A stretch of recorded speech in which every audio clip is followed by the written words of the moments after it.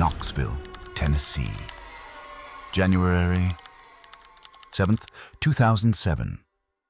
The air is cold enough to make your breath smoke, and a light snow has dusted the forgotten corners of the city.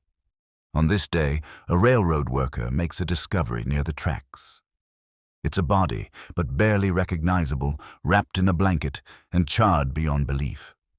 He is a 23-year-old man named Christopher Newsom, and he is a carpenter with a talent for intricate woodwork. But his body tells a different story. It reveals a level of horror that few in law enforcement could have ever imagined. The phone rings 100 miles away. It's the girlfriend of a man named Marcus Davidson. He was a parolee, recently released from a 5-year sentence for aggravated robbery and carjacking. He's a man accustomed to taking what he wants, and his temper, witnesses say, was a ticking clock. He had just broken up with his girlfriend, and now he is on the run. And the woman on the phone, she has no idea that the car she is borrowing, the one with the distinctive Tennessee plates, belongs to another woman entirely. The next day, after a frantic search, Channon Christian's family finds her abandoned SUV. The 21-year-old sociology student had been on a date with Christopher Newsom, but her car is now a crime scene. A single fingerprint found on an envelope inside the vehicle leads police to a house on Chipman Street, a grimy, run-down rental. The door is kicked in, and the stench is overpowering. Inside, investigators find another scene of unspeakable violence. Channon Christian is discovered in a large, plastic trash can. She is bound tightly with curtains and strips of bedding, her face covered with a small trash bag. Bleach has been poured down her throat and over her body, not to cleanse, but to destroy. She was left there to suffocate. And as the family receives the news, they have no idea that the nightmare is only just beginning. The 5 people involved would point the finger of blame at each other. A drug-addicted judge would allow his misconduct to upend the convictions, and Channon and Chris's parents would have to endure a decade of courtroom battles, reliving their pain with each retrial. Some stories are not meant to be told. They are meant to be remembered. If you're into real stories that reveal the darkest sides of human behavior, consider subscribing. To understand the true tragedy, we have to look back before the sirens and the yellow tape, to a time when 2 young people were just living their lives.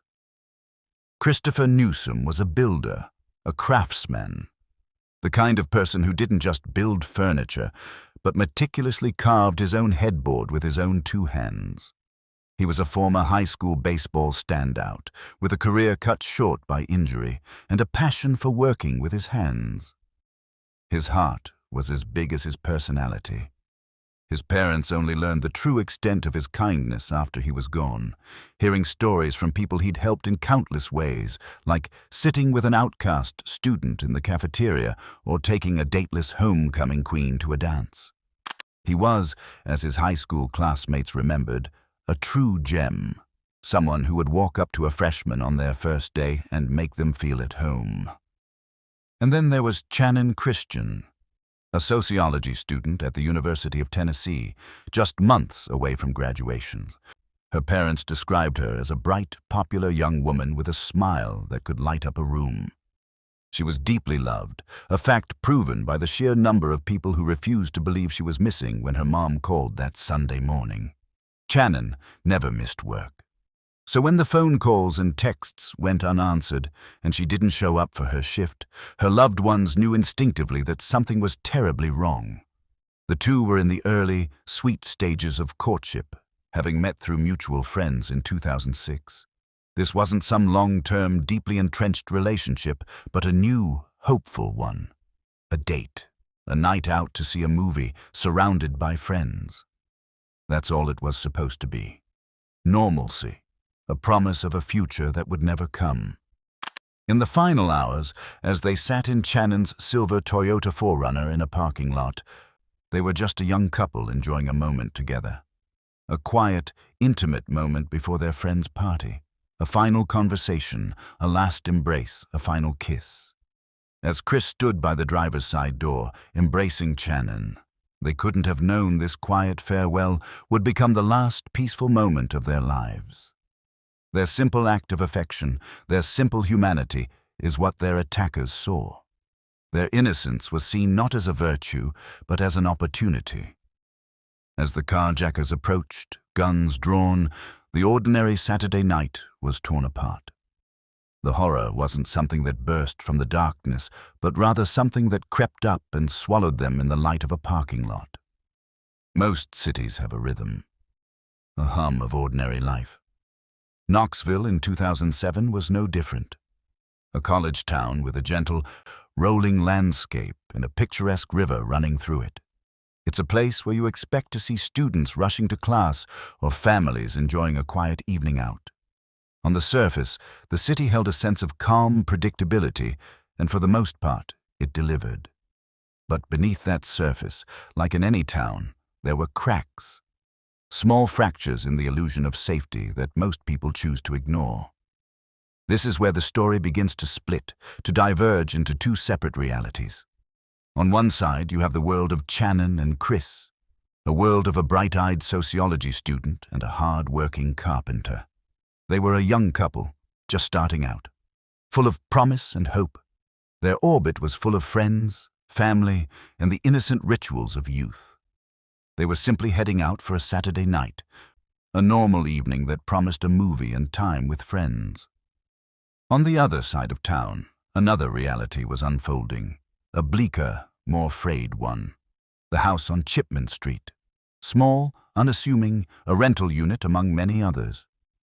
Here, the rhythm was different. It was a place where people lived on the margins, where parolees and ex-convicts passed through the doors, and where the rules of polite society were broken with a casual disregard. It was an anonymous house, a place where a parolee like Lamarcus Davidson, a man with a history of carjacking and violence, could operate without attracting attention. The air in this neighborhood was thick with a different kind of quiet, one born not from peace, but from indifference. The two worlds, Channon and Chris's and the world of the Chipman Street house, existed just a few miles apart, but felt like different planets. One night, their orbits crossed. In that collision, the innocence and safety of a normal Saturday night were shattered. A quiet, suburban parking lot became the stage for a brutal carjacking that would drag two innocent lives into the dark and violent world of Chipman Street. The peaceful setting of Knoxville gave way to the shocking reality that danger can exist in unexpected places, sometimes lurking in a neglected street. All it takes is the right moment, the right opportunity, and a place where darkness can thrive unnoticed. Saturday, January 6th, 2007. Dinner with friends, a local restaurant, the easy conversation, the laughter echoing off the walls, the promise of a night that was all their own. Afterwards, they drove to a friend's apartment complex, a familiar stop, a place where they felt completely safe. It was late, but the night was young. The plan was to head to a party later on, to simply live in the moment. Chris arrived a little later, so Channon waited for him outside.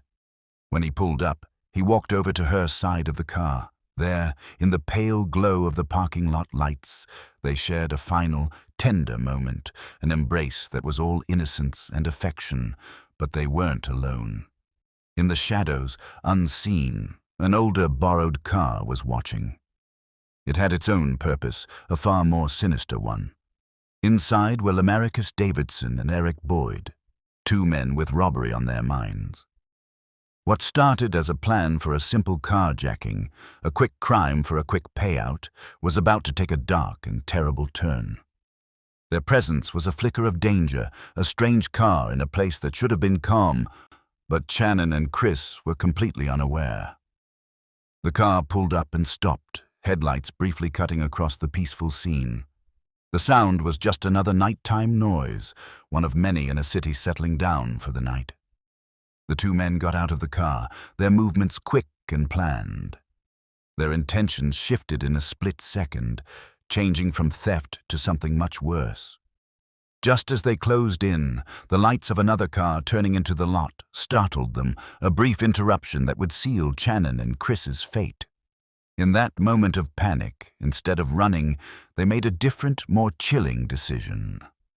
The couple was forced into Channon's car at gunpoint, hands tied, faces hidden, the laughter of a few moments ago replaced by a terrifying silence. They were driven away, out of the light and into the dark unknown, towards that rental house on Chipman Street, a place they'd never seen before and would never leave alive.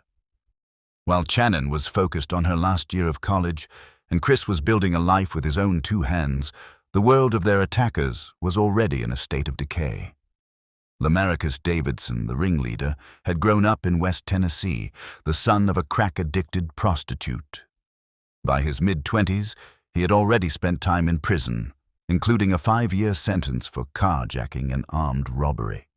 He was a man with a history of violence and a deep-seated contempt for society's rules. And then there were the others. Letalvis Cobbins, Davidson's half-brother, had also been in trouble with the law before, serving time for attempted robbery. He had come to Knoxville to stay with Davidson, along with his girlfriend Vanessa Coleman, and his friend George Thomas. They were a group of drifters with no money, no jobs, and no direction. They were a world away from the bright future that Channon and Chris had been building. The contrast was stark. On one side, a young couple full of life, with families who loved them and futures that were full of possibility. On the other, a group of people defined by poverty, drugs, and a history of crime. It was a collision of two worlds, one built on hope, the other on desperation. Davidson, Cobbins, and their friends were not born monsters, but the life they had led had chipped away at their humanity, leaving a dangerous void. While they sat around the Chipman Street house, bickering over their meager resources and drug habits, a plan began to form, a plan to carjack someone, anyone, to get money. They saw Channon and Chris not as people, but as targets. The final member of the group, Eric Boyd, a longtime friend of Davidson's with his own history of crime, would join them in their monstrous plan. And as they plotted, their callous indifference to human life grew. They were not a gang of hardened criminals, but a group of broken people whose desperation had festered into something truly evil. They had no idea that their actions would not only destroy of two innocent people, but also expose the darkness that had consumed their own. After the car doors closed and the silver SUV drove away from the brightly lit parking lot, the world of Channon and Chris vanished from sight. For their families, the next 36 hours would become a living hell, a frantic search fueled by unanswered calls and a creeping dread. Meanwhile, inside the rental house on Chipman Street, time seemed to slow down. Each tick of the clock was another moment of fear, confusion, and terrifying silence for the young couple. We will not detail the graphic horrors that took place in that house. Instead, we'll focus on the emotional impact and the chilling atmosphere, allowing the mind to fill in the blanks. For Chris, the ordeal was shorter, but no less terrifying. He was separated from Channon, his hope of protecting her shattered. He was taken to a separate location where his life was ended. We know that in his final moments he was alone, subjected to unspeakable cruelty, and then set on fire. For Channon, the nightmare continued. She was trapped inside the house, her existence reduced to a terrifying waiting game. We know that she was bound with bedding and curtains, her world becoming smaller, darker, and more claustrophobic with every passing moment. Her captors were a constant, menacing presence, their words and actions a slow and agonizing form of torment. We can only imagine her state of mind. The confusion of the initial carjacking, the terror of being held captive, the desperation of being unable to escape. The silence of the house was punctuated by the casual indifference of her captors, the callousness of their words echoing in the darkness. There is a chilling detail that emerged in the trial, that her death was slow and deliberate. She was found in a large plastic trash can, her face covered with a small plastic bag. For 36 hours, they were completely at the mercy of their attackers. For Chris, a horrific end. For Channon, a prolonged descent into fear and darkness. For their families, a hope that was slowly extinguished with every passing moment. And inside that small, rundown house, a nightmare unfolded, leaving a darkness that would forever stain the city of Knoxville. As the hours of that terrible Saturday night and Sunday dragged on, fear took hold of the Christian and Newsom families. When repeated calls to their phones went to voicemail, they knew something was deeply wrong. A frantic search began. Channon's parents, after speaking with her friends, obtained the cell phone provider's information and began their own search, driving past familiar streets, a parent's worst nightmare coming to life. In the dead of night, a glimmer of hope quickly extinguished. Channon's silver Toyota 4Runner was found abandoned. It was discovered by her family on a side street, not far from the rental house on Chipman Street. The sight of it, empty and still, was a chilling confirmation that something terrible had happened. Inside, on a seemingly insignificant envelope, police found a single fingerprint. A tiny, overlooked detail that would become the first thread of a long, dark unraveling. It belonged to Lamarcus Davidson, a name they would all soon know. The discovery of Chris Newsom's body by the railroad tracks on Sunday afternoon, brutally murdered and burned, sent shockwaves through the police department and the city. Experienced detectives were shaken by the scene. For the families, the news was a devastating blow, confirming their deepest fears and leaving them with a new, agonizing question. Where was Channon? With the fingerprint and Davidson's name now in their hands, the police had a location, a destination that had been hidden in plain sight, 2316 Chipman Street. What they found there, on January 9th, was the final, brutal piece of the puzzle. The small, cluttered house, a scene of chaos and neglect, held a secret so dark it would shock even the most hardened officers.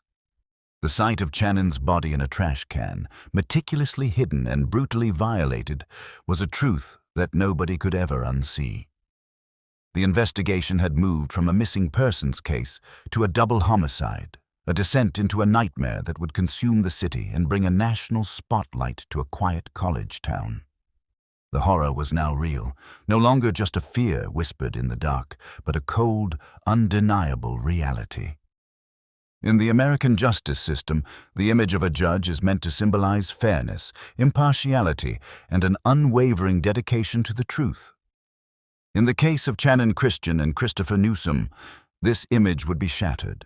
The trials of the killers were presided over by Judge Richard Baumgartner, a man with a respected reputation and a long career on the bench.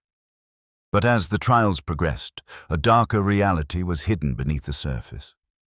The courtroom was a place of high drama and immense pain. The public, enraged by the brutality of the crimes, packed the galleries.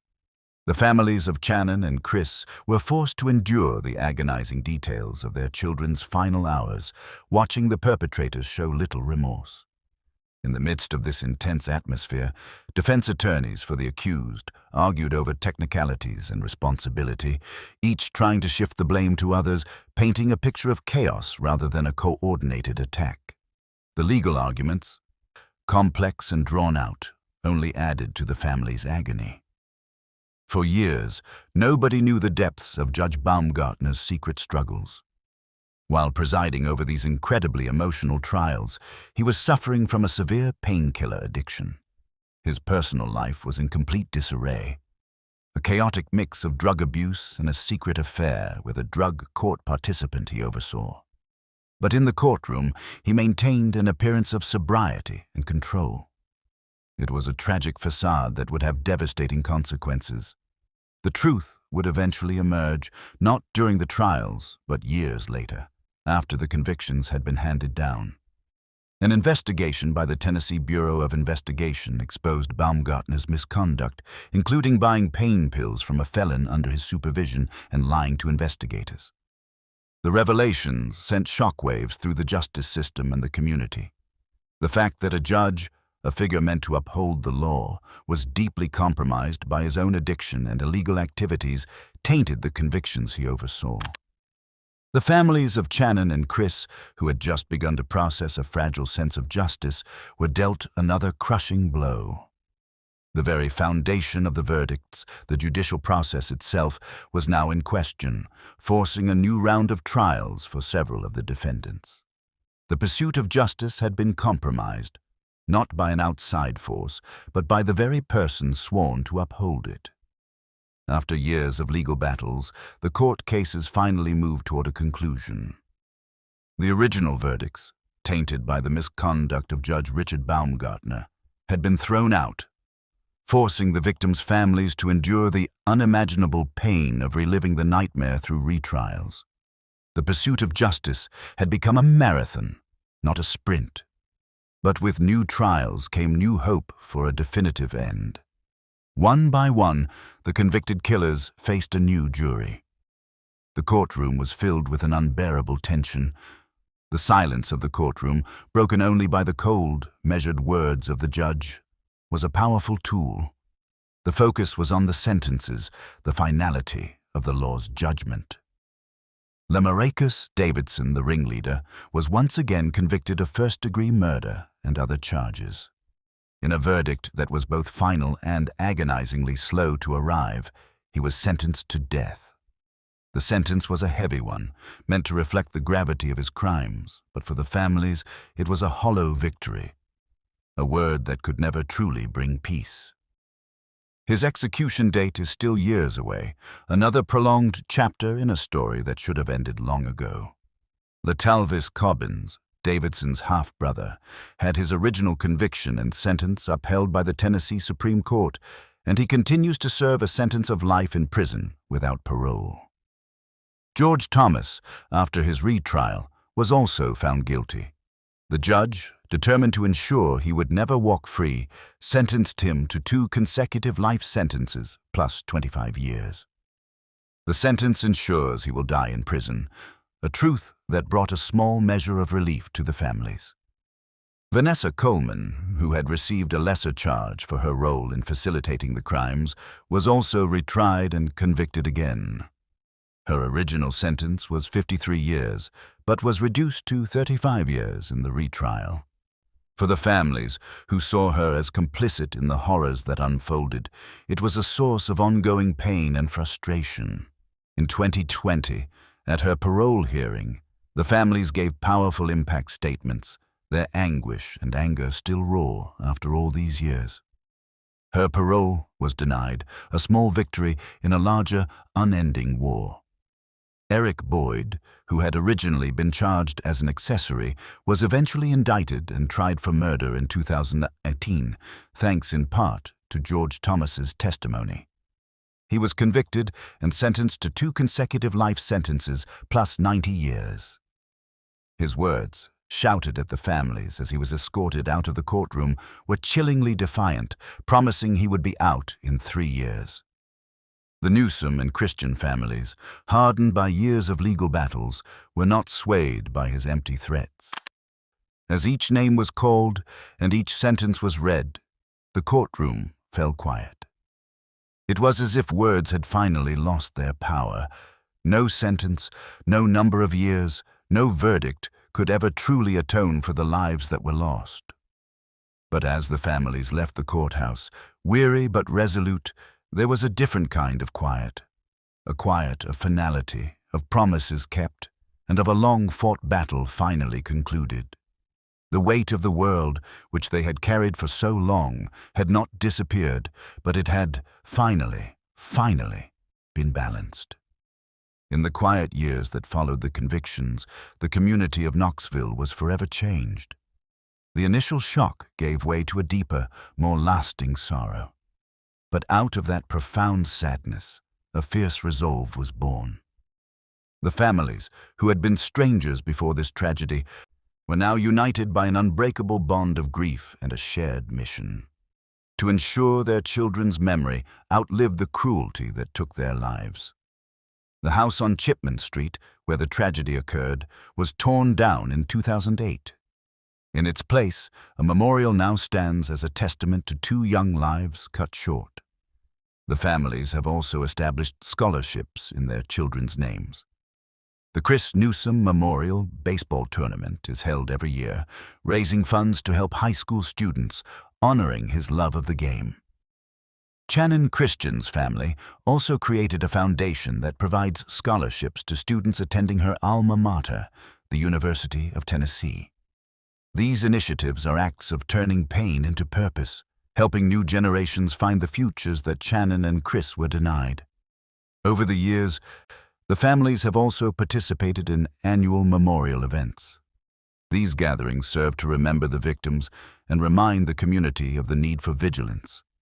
The case also left its mark on Tennessee law.